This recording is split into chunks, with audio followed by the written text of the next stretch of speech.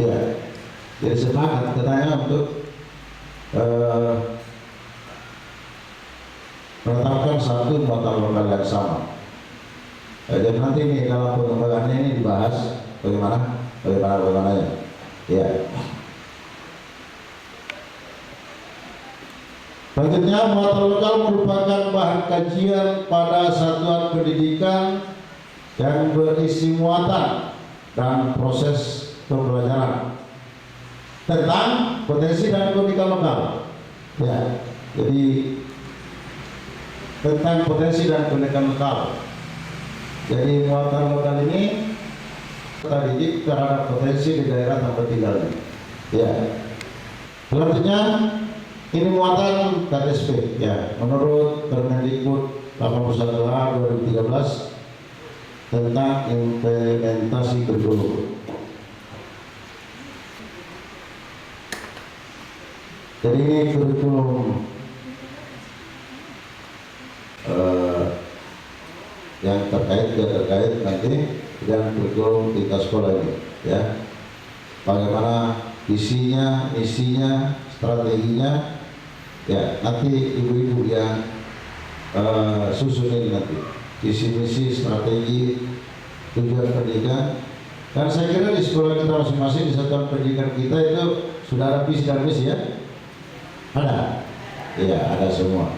Nah nanti itu yang disusun, mungkin bagaimana caranya, apakah secara berkelompok nanti atau mata pelajaran mata lokal yang ditentukan oleh daerah yang bersangkutan. Ya. Penetapan mata lokal didasarkan pada kebutuhan dan kondisi setiap daerah, baik itu provinsi maupun kabupaten kota. Nah ini, ya, jadi penetapan mata lokal didasarkan pada kebutuhan. Ya, saya sudah katakan tadi bahwa apa-apa yang dibutuhkan oleh siswa kita yang merupakan kondisi unik di daerah kita, jadi ditetapkan, kita yang tetapkan ya. Assalamualaikum warahmatullahi wabarakatuh. Kalau tidak salah tangkap, saya tadi mendengar bahwa mata lokal itu adalah mata pelajaran khusus. Jadi ini mata lokal untuk PAUD. Yang saya mau tanyakan, adakah pelatihan atau pembinaan untuk guru khusus muatan lokal untuk pendidikan anak usia dini? Guru khusus muatan lokal. Jadi ibu-ibu sekalian, perlu kita ketahui bahwa itu saat ini guru-gurunya dulu yang ditetapkan, insya Allah menurut pihak Dinas Pendidikan Pemuda dan Olahraga, tahun depan akan dilaksanakan pelatihan guru muatan lokal. Insyaallah. Mudah-mudahan keluar laju dengan corona, anda kemudian dadakan. Iya. Dari corona masih bisa dapat ini. Ya. Maka rekomendasi bucurkan dana tari pemulia biar menjadi pelatihan. Ya.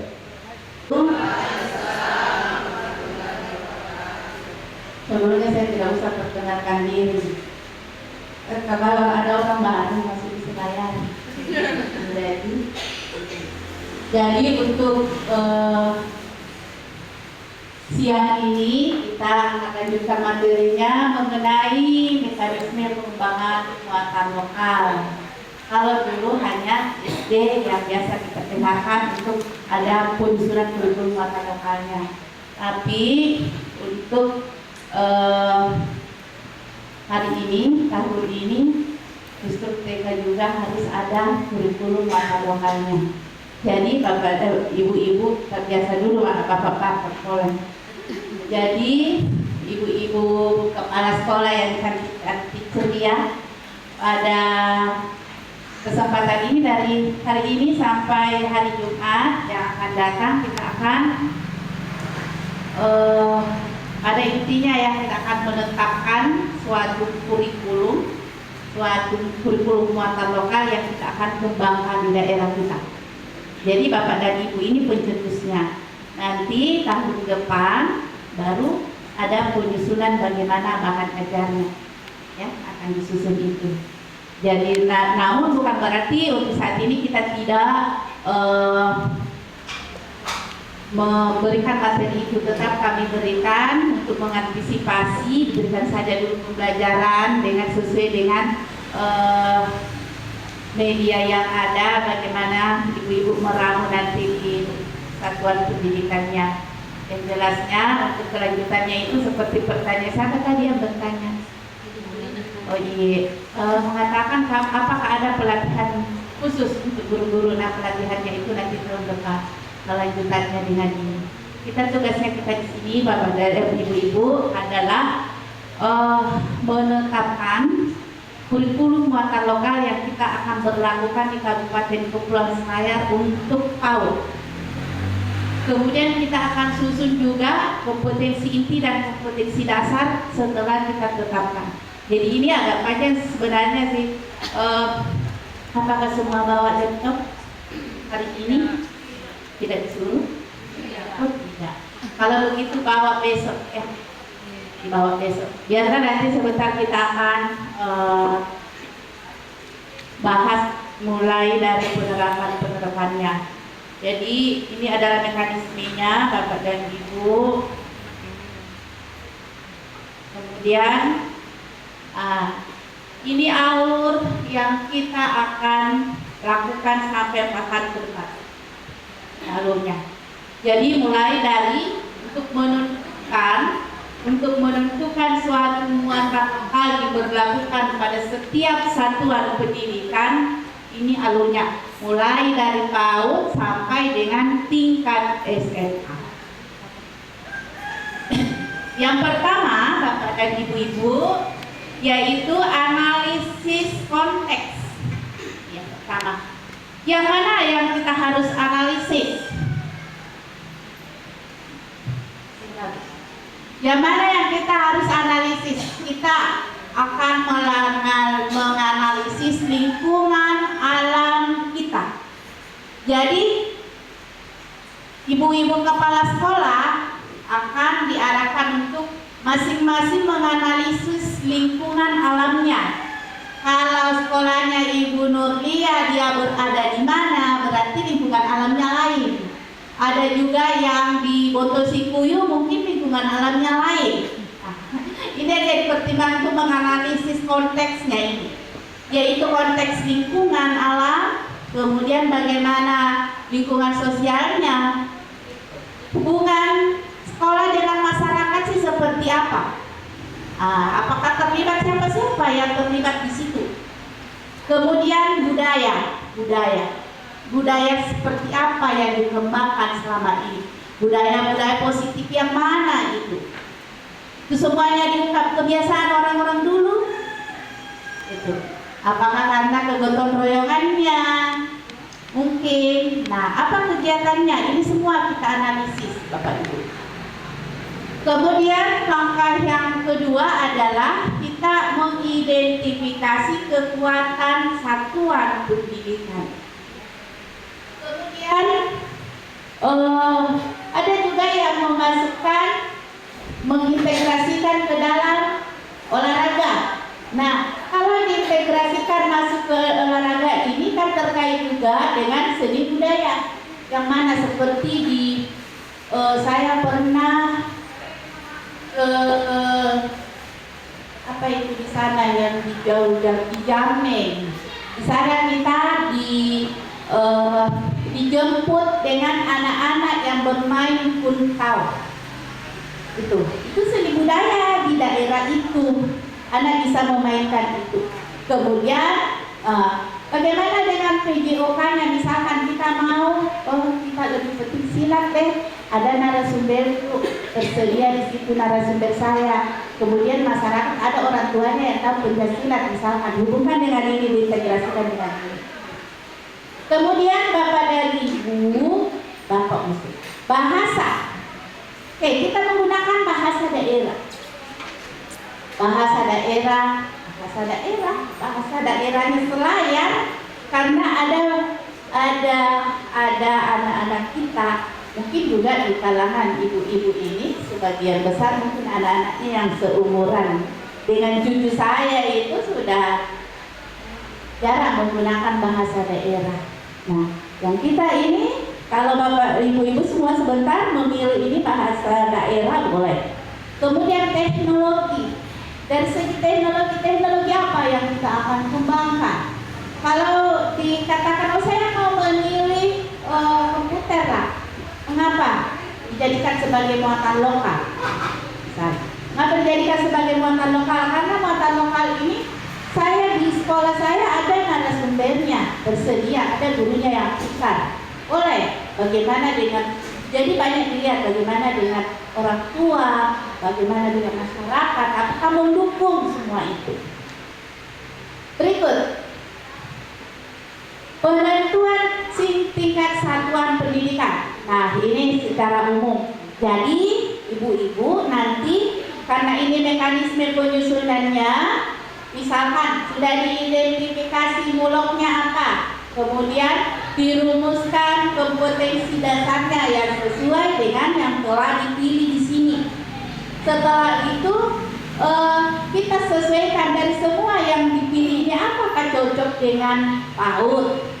Jangan sampai hanya cocok keterampilan itu hanya cocok untuk SD, hanya cocok untuk SMP, ataukah mungkin hanya untuk SMA. Nah, ini juga harus kita perhatikan. Saya harapkan kepada ibu-ibu yang akan keluar lagi surat itu untuk meminta, ada saya tidak tahu sudah angkatan keberapa, ya, nah sudah angkatan keempat, tapi masih ada beberapa orang saja yang lolos.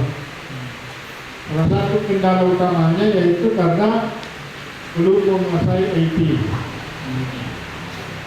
Itu kendala utama.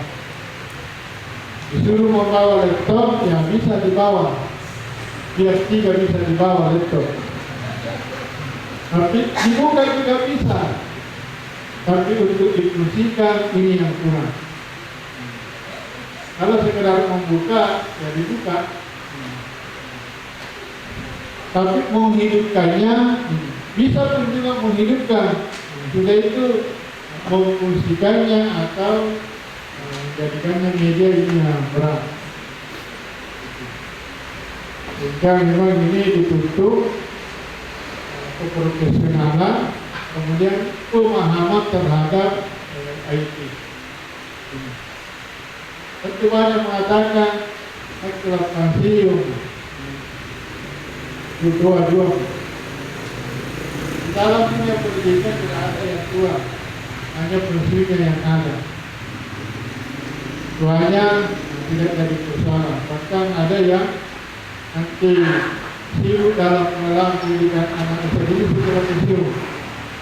Jadi ibu-ibu ini kalau ada yang sudah pensiun masih kuat, dan kita pindahkan ke sekolah swasta untuk menjadi pengelola. Ini ibu di alam sudah pensiun. Dan berhenti hanya pensiun, tapi seperti pengembangan anak usia ini kita masih tetap lanjut. Itu. Nah, di dalam pertemuan itu terbahas sudah tahap keberapa itu di ke-19 barangkali di guru penggerak. Sekarang tahap sekarang apa namanya itu dia? Pertama apa itu? Mereka sudah ke-19 itu sudah masuk pada rapor mutu pendidikan. Jadi sekarang itu yang dikembangkan pada guru penggerak maupun sekolah penggerak itu sudah episode ke-19, yaitu rapor mutu pendidikan. Ini penting juga Bapak Ibu pahami selaku pengelola atau selaku pimpinan di lembaga PAUD atau di taman kanak-kanak tentang rapor mutu pendidikan. Saya pikir ibu-ibu sudah pernah mengisi rapor mutu yang berdasarkan pada 8 standar nasional pendidikan. Apa itu standarnya? Standar isi, standar apa lagi? Standar proses, standar tenaga pendidik dan tenaga pendidikan, standar sarana pendidikan, standar pembiayaan, standar pengelolaan dan standar kelulusan. 8 standar. Kalau tambah 1 standar samping, itu menjadi 9 standar. Jadi penilaian atau rapor mutu ada pada itu. Bagaimana standar isinya, bagaimana standar prosesnya, bagaimana standar pengelolaannya, bagaimana standar tenaga pendidik dan tenaga kependidikannya, bagaimana standar kelulusannya. Itu menjadi penilaian, menjadi siap pada kuesionernya itu atau pada formatnya untuk melihat bahwa mutu pendidikan kita atau mutu kita ada yang sudah tidak ingat atau dulu kita tidak tahu, sekarang sudah lupa. Itu. Nah, sekarang ini diharapkan Bapak ibu-ibu untuk persiapan karena akan mengisi lagi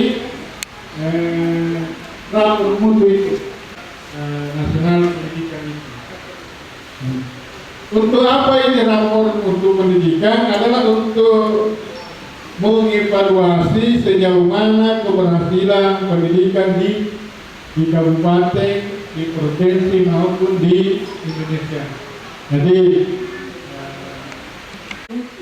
guru yang lebih aktif.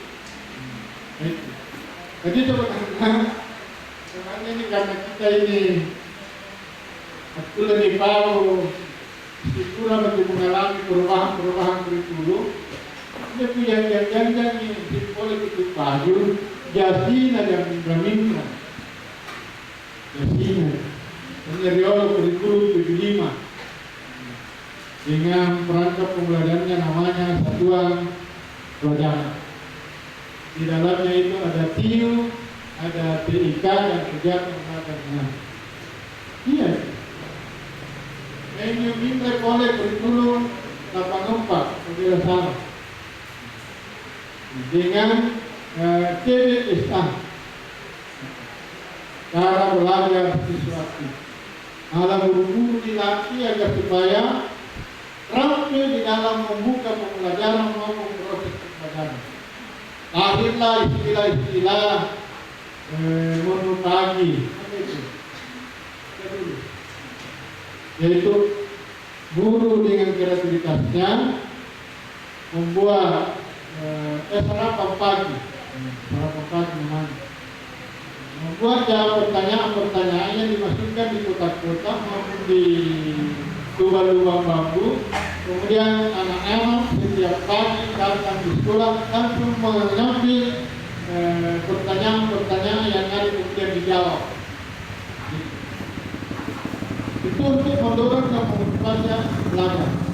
Itu pada kurikulum pengembang proses dasar ini dengan sistem pembelajaran PBSA. Cara belajar sesuatu, penilik, pengawas datang bukan mau mendengarkan suara guru, tapi mau mendengarkan suara anak. Kelas yang gagal itu adalah kelas yang lebih besar suara guru daripada suara muridnya. Ini namanya PBSA. Cara belajar siswa aktif. Akhirnya ditinjau kembali tidak efektif. Kenapa? Banyak guru hanya duduk di pertengahan kelas karena sekolah dulu itu ada pintu tengah. Pintu di luar tertutup, di sini juga tertutup, tapi di dalam antara guru dengan guru ketemu. Karena kelas dulu itu ada pintu tengah. Sekolah dulu, ini tidak efektif. Siswa setengah mati, gurunya bergosip di tengah. Itu bertutup rapat, para anak kedengar abang itu. Begitu dibuka, wah, mana gurunya? Ternyata ada di pertengahan kelas. Itu sekolah dialog itu boleh di tangan. Tapi pana gurunya dari kelas ke kelas, dialog gurunya kan kira di lubang kalas apa titik kalas ini, titik pak. Karena sekarang itu bangunan sekolah tidak seperti belakang. Disesuaikan dengan perkembangan zaman dan kultur. Apa intinya itu? Intinya adalah kegiatan belajar mengajar. KBE. Belajar mengajar ini maksudnya murid belajar, guru makanya disebut kegiatan belajar mengajar. KBE dulu. Itu ada guru mewarnai dari satu pelajaran menjadi apa lagi? Silabus apa? Misalkan setelah pelajaran selesai, siswa dapat satu menjelaskan ini, menyebutkan ini. Itu TIK yang dibuat oleh guru. Tujuan instruksional khusus berdasarkan pada tujuan instruksional umum. Ini berdasarkan dari GBBP. Jadi nggak gue ini GBBP. Apa itu GBBP? Seperti yang utama SPG, seperti yang betul yang lulusan D tidak ingat. Tidak ingat selalu. Kalau kita dulu GBBP-nya dulu dilihat apa yang garis besar program pengajaran. Lalu kita lihat motifnya ini, tujuan instruksional umumnya ini. Baru kita buat itu, barulah kegiatan pembelajaran dimulai dengan ini, diakhiri dengan ini. Begitu. Kemudian berubah lagi kurikulum menjadi kurikulum. Sudah apa kurikulum apa? Sepertinya masih ada 9 Sudah itu baru berubah menjadi kurikulum 2000. Sejak perjalanan 2013. Itu apa? Dia jelas sampai 2013. Itu. Tapi intinya itu gitu. Itu. Hanya menjadi teknis, strategi, media digunakan dalam proses pelajaran itu yang mengalami perubahan dan peningkatan. Begitu. Sampai sekarang dengan kurikulum yang sudah baik 2003 yang di 2013 yang disempurnakan maupun kurikulum darurat COVID sampai pada kurikulum Merdeka Belajar. Inti dari kesemuanya itu adalah bagaimana agar supaya guru profesional di dalam proses pembelajaran kemudian sekaligus peserta didik tahu apa manfaatnya dia belajar. Kan dia ada Q. Ada yang juga yang penting sengaja. Itu dulu. Kalau tidak, justru anak ditanya. Justru anak disampaikan apa manfaatnya kita belajar ini.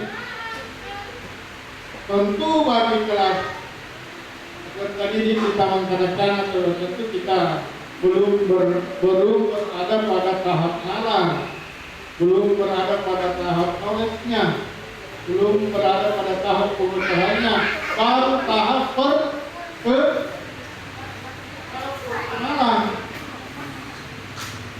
Jadi di kamar SD saja kelas 1, 2, 3 itu belum masih dianggap kelas rendah yang hanya harus pintar membaca, menulis, dan berhitung. Mungkin ditambah sekarang pintar komputer.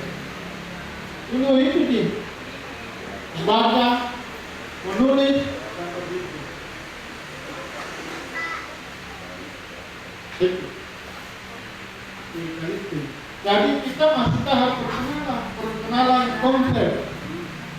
Makanya kita menggunakan pembelajaran dengan sistem tema atau tematik. Apa temanya? Apa temanya Bu Guru? Guru, sama guru. Jika dalam penyampaian ada hal-hal yang menang, tidak ada tujuan saya lain yang bagaimana supaya kita semua dapat melaksanakan tugas dengan baik, kita melaksanakan amanah yang diberikan kepada kita masa yang kita guru dengan kepala sekolah dengan guru, pada itu warga guru pada warga itu, pada itu kumbal guru kumbalaka, pada doma seperti itu guru dongota. Yang kita yang penting apa pak? Murah dulu nih. Nah ini kita mau mana kalau kasih dulu mana tuh pada itu kita tadi mau dulu. Jadi bina itu guru-guru yang agak doma sedikit. Itulah tugas bapak ibu, tugas ibu-ibu selaku kepala tingkat untuk memanage, membimbing, mengarahkan teman-teman. Karena kita tahu yang dikuatkan, kita tahu yang dianggap sebagai pimpinannya di sekolah. Seperti itu. Demikian Pak, terima kasih. Assalamualaikum warahmatullahi wabarakatuh.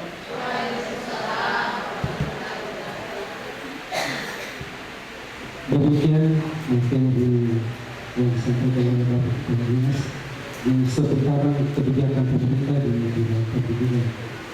Kemudian kami laporkan Pak Kadis bahwa peserta ini berjumlah 35 orang, 25 dari kota negeri dan 10 orang dari kota swasta.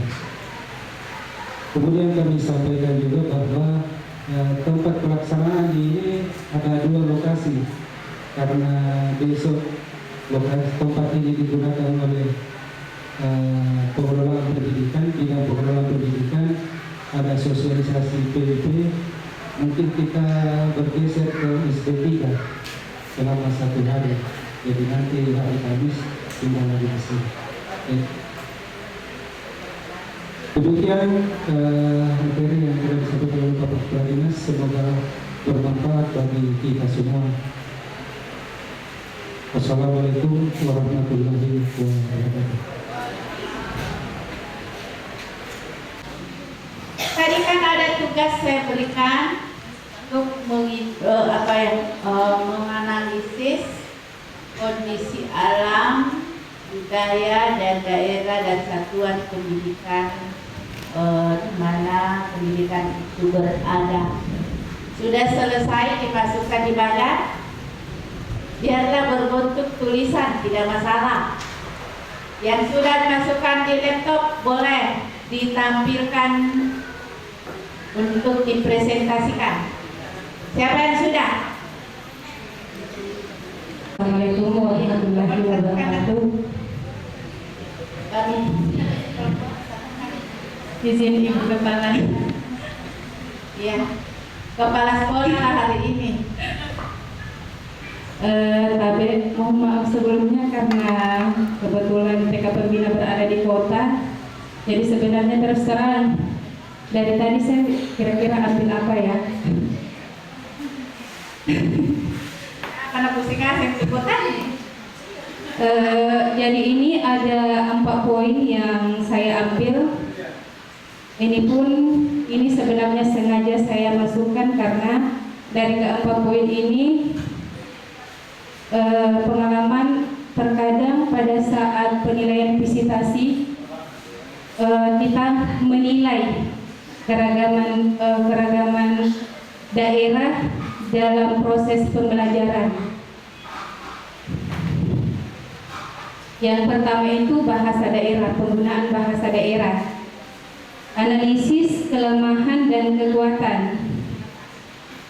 Siswa lebih senang menggunakan bahasa Indonesia karena apalagi situasi sekolah kami yang berada di kota kebanyakan memakai bahasa Indonesia, jarang memakai bahasa Selayar yang memang seharusnya kita harus terapkan penggunaan bahasa Selayar meskipun bukan setiap hari ya. Kemudian siswa berasal dari kota yang cenderung memakai bahasa Indonesia. Tantangan Jika tidak diperkenalkan, penggunaan bahasa daerah tidak akan dikenal dan akan ditinggalkan oleh putra-putri kita. Bahas program atau tema mulok di sini bahasa daerah, yang saya kenal hanya bahasa Selayar. Mungkin ada lagi bahasa selain itu seperti yang disebutkan oleh Pak Kepala Dinas, bisa kita masukkan juga di penggunaan bahasa daerah. Tapi yang saya kenal hanya bahasa Selayar, bisa ditambahkan. Yang kedua, lagu daerah. Iya, ini yang saya pilih karena lagu daerah di sini siswa lebih senang dengan lagu-lagu modern, seperti di sekolah jarang kita menyanyikan lagu-lagu daerah. Pendidik sebagian besar tidak mengenal lagu daerah. Saya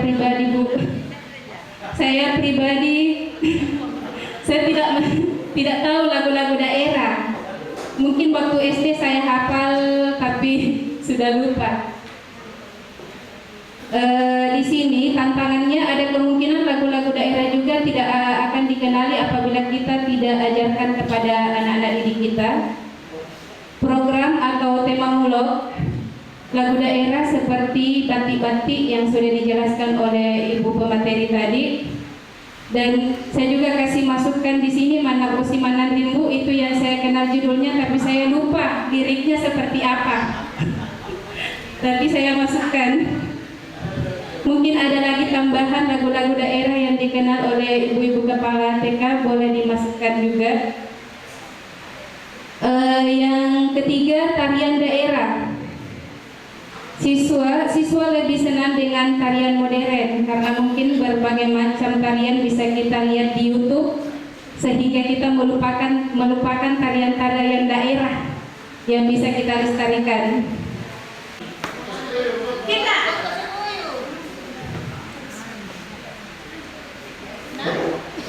Ini sekolahnya paling jauh jangkauannya, di bawah dia apa lagi namanya? Lopi-lopi.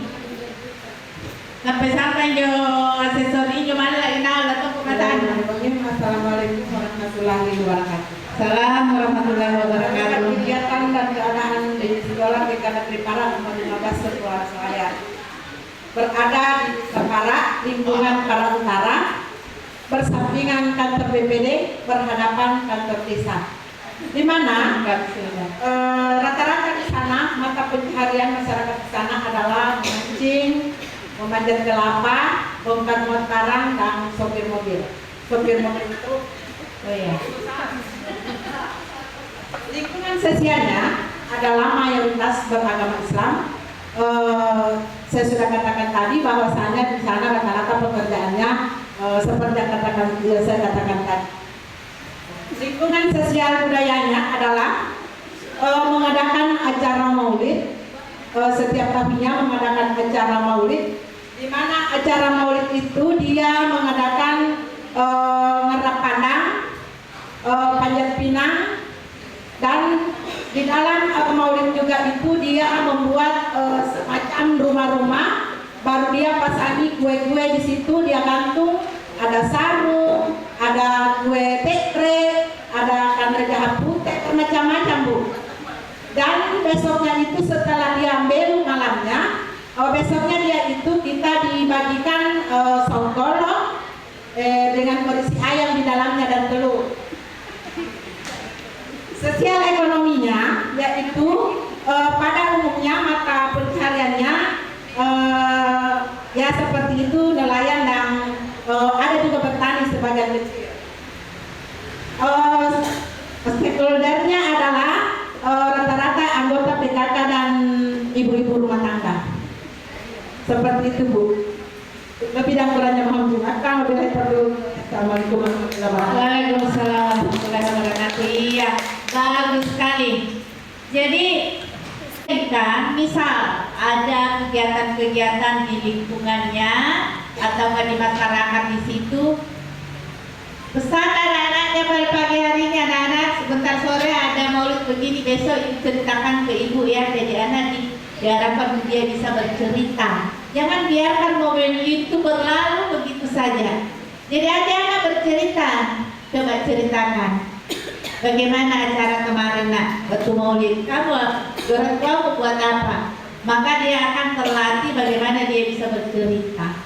Itu dengan kondisi lingkungannya. Nah baik, untuk tugas ini ibu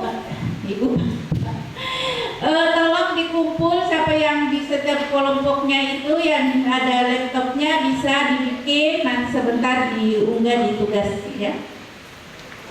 Kemudian nantinya kabur campur kabur di tetes kurang mana kabur nih yang sedikit lagi setengah 6 ya. Nah jadi kita di sini mengidentifikasi muatan lokal.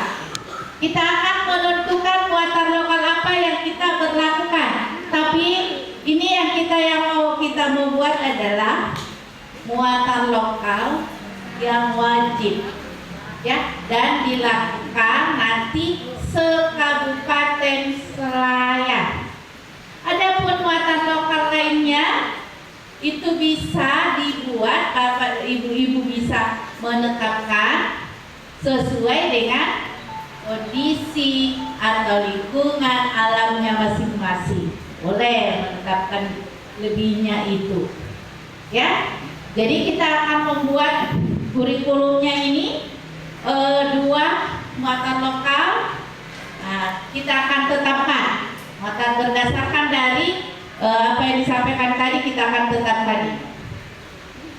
Untuk jadi identifikasi muatan lokal adalah menentukan bahan kajian yang layak ditetapkan sebagai muatan lokal dengan mempertimbangkan prinsip-prinsip pengembangan muatan lokal dan daya dukung pelaksanaan muatan lokal. Yang mana yang dia maksud dari prinsip-prinsipnya? Apakah bisa dilakukan oleh anak TK? Apakah kegiatan itu bisa dioptimalkan? Kemudian, apakah daya dukungnya ada dalam skala se-Kabupaten itu, bahwasanya semua sekolah bisa melaksanakan. Kemudian, dengan daya dukung yang ada ini, tentunya kita sudah memang betul-betul sudah mengantisipasi, sudah melihat karakteristik daerahnya secara keseluruhan dalam skala kabupaten, baru itulah yang kita tetapkan. Nah, berikutnya nanti kakak menadai tujuannya. Nih, yang mana prinsipnya? Yaitu sesuai dengan perkembangan peserta didik. Maksudnya sesuai dengan siswa TK, sesuai dengan umurnya. Misal, kalau Pak Gelu mungkin tidak bisa dilakukan oleh anak TK, hanya orang dewasa itu. Nah, berikut mencakup seluruh dimensi, yaitu sikap, pengetahuan, dan keterampilan. Dapat mengukur ketiga ranah ini, baik dari sikapnya, bagaimana dia bisa meningkatkan pengetahuannya. Mungkin di sini bisa kita dari kegiatan itu dia bisa mengembangkan kognitifnya, dia bisa membilang apa, bisa disesuaikan, diintegrasikan. Nah, itu harus terpikirkan. Kemudian mencakup keterampilan. Jadi dia bisa lakukan, psikomotornya terlihat, dia bisa performance, sehingga dia bisa menceritakan kepada teman-temannya, mengkomunikasikan kepada orang tuanya, sehingga tertanam nilai-nilai atau potensi yang ada dalam dirinya dengan mencintai lingkungannya. Nah, kemudian prinsip berikutnya adalah fleksibel dalam jenis. Fleksibel dalam jenis, bentuk, dan pengaturan waktu. Kapanpun dilaksanakan itu boleh. Ya kan? Kalau misalnya kita mau ambil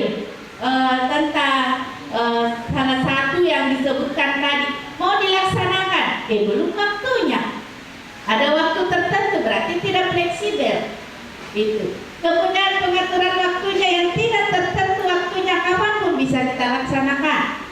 Kemudian dari segi jenis dan bentuknya itu tidak menjadi beban bagi kita untuk mau dibawa kemana, baru bisa dibelajarkan. Nah, seperti itu. Nah, berikut. Berorientasi pada upaya pengenalan, pelestarian, dan pengembangan potensi daerah untuk kepentingan nasional dan menghadapi tantangan global.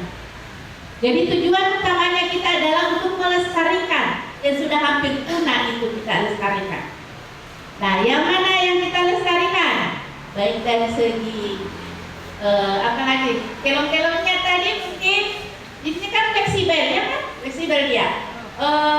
Waktunya juga tidak terikat. Kapanpun kita mau belajarkan anak bisa. Iya. Nah, kemudian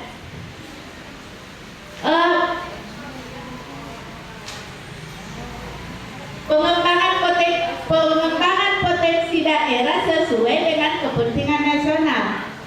Nah, untuk pendidikan secara nasional kita diarahkan untuk mencintai budaya daerah setempat. Mencintai budaya daerah setempat.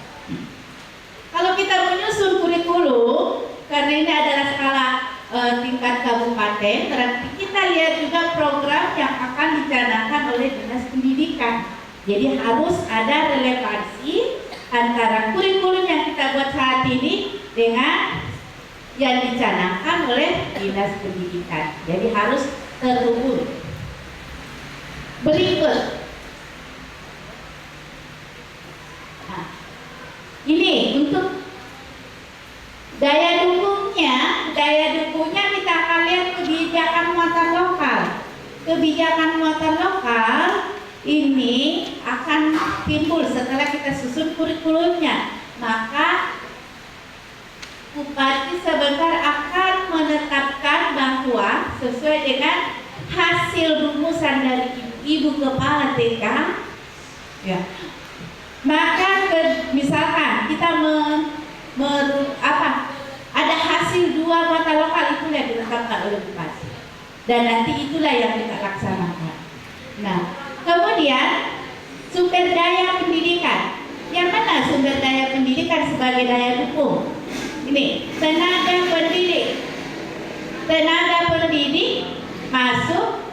Nah, tenaga kepala kalau tenaga pendidik itu guru yang akan mengajarkan. Kalau tenaga kependidikan kepala sekolah pengawas. Nah, ini tenaga pendidiknya bagaimana? Bagaimana dia bisa melakukan itu? Apakah bersedia?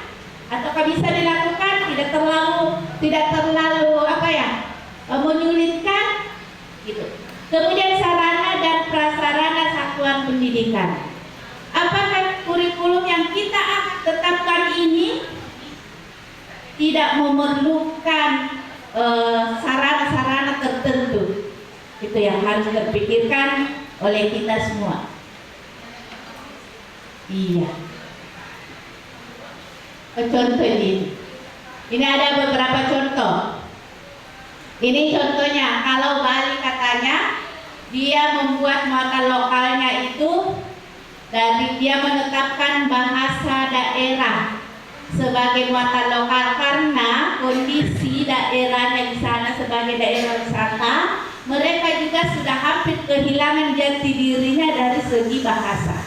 Apakah Selayar juga seperti itu? Itu bahan pertimbangan bagi kita. Kemudian dari segi faktor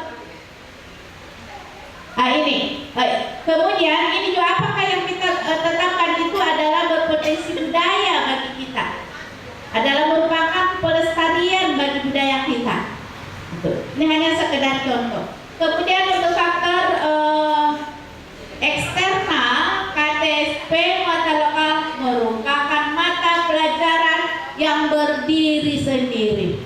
Ya, kita akan buat berdiri sendiri, kurikulumnya berdiri sendiri, dan nanti akan dilaksanakan berbentuk ekstrakurikuler. Namun kalau ibu-ibu kepala sekolah pengelola akan misalkan ingin mengintegrasikan semua potensi daerah yang ada seperti yang telah disebutkan tadi, seperti yang telah diidentifikasi tadi, itu boleh diintegrasikan masuk ke dalam kurikulum muatan nasional. Tapi muatan nasionalnya jangan dihapus, hanya ditambahkan dengan kegiatan-kegiatan lokal. Nah, kalaupun misalkan dalam pelaksanaannya, karena misalkan gurunya ada di Benteng, sekolahnya ada di Gontor-Marandu, berat bagi mereka untuk mengadakan kegiatan ekskul, maka lebih bagus deh saya setelah di akhir kegiatan saya laksanakan itu boleh, silakan, karena kurikulum ini fleksibel. Tapi bila mana kepala dinas sudah menetapkan hari Jumat harus semua berbahasa daerah, maka kita harus lakukan kebijakan itu. Berarti dengan kondisi ini satu muatan lokal sudah bisa kita tarik, yaitu bahasa daerah. Nah, apa satunya lagi? Pikir mati.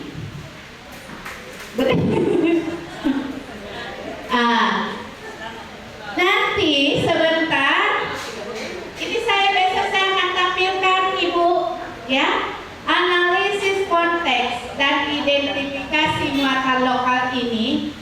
Dari semua tugasnya Ibu ini sebentar setelah dikumpul di Google Drive saya, nantinya saya akan sampaikan besok bahwasanya dari hasil analisis konteks muncullah potensi daerah Kabupaten Selayar dari segi bahasanya ini, dari segi keseniannya ini, dari segi makanan khasnya adalah ini, semua muncul. Ini nanti kita munculkan, dan itu nantinya jadi bahan juga bagi kita dan akan muncul di dalam kurikulum muatan lokal.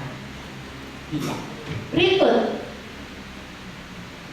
Nah, setelah jadi kurikulumnya kita akan dieskakan oleh Bupati Kepulauan Selayar yang telah kita tetapkan. Jadi jangan dulu banyak-banyak yang wajib kok, atau mau pilih 5? 2 mau deh. Iya. Jadi ini besok setelah kita tetapkan ini baru kita buat kompetensi intinya dengan kompetensi dasarnya. Oke, nanti setelah jadi kurikulumnya kita ini bukan berarti tidak bisa beradaptasi, bisa beradaptasi dengan kurikulum yang baru akan muncul. Mungkin hanya diganti dari segi tujuan pembelajarannya, capaian pembelajaran, seperti itu. Nah, kemudian sekarang ini nanti besok ya, tapi tidak bisa diisi ini sebelum kembali ke sini dulu. Dan besok kita masih sehat walafiat, tidak kurang suatu apapun, dan datang di sini tepat waktu. Jam berapa di jadwal? Iya, jam 8. Kita mulai jam 8 besok. Kemudian bawa kompetensi inti dan kompetensi dasarnya supaya kita bisa pilih-pilih, baik berbentuk file ataukah berbentuk apa sajalah, boleh. Saya cukupkan sekian. Wabillahi taufiq wal hidayah. Assalamualaikum warahmatullahi wabarakatuh. Baik, Ibu, kita